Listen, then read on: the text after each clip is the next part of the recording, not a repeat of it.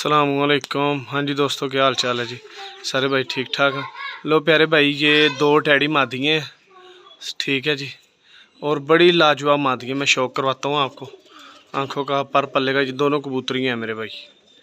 शौक आप कर ले, जिस भाई की समझ में आए रब्ता कर ले। ये अंदाज माशाल्लाह से आप देख लें इनके, ज़बरदस्त चीज़ें हैं ये। लो प्यारे भाई, ये मादी का शौक कर लें आप एक का, ठीक है जी। मैं दूसरी का भी करवाता हूँ। लो मेरे भाई, ये आँख है, ये पर का शौक कर लें आप, ये देख लें माशाल्लाह से। और बड़ी ज़बरदस्त इसकी धूम है मेरे भाई। ये पंजे हैं, ये देखिए अंदाज़ा आपने खड़े होने का देखा। मैं दूसरी का शौक करवाता हूँ। ये मेरे भाई दूसरी मादी है, ठीक है जी, टैडी।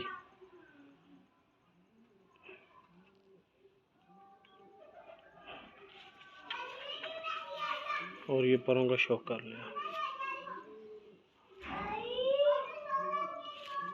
दुम देखें कैसे बंद है इसकी, ठीक है मेरे भाई।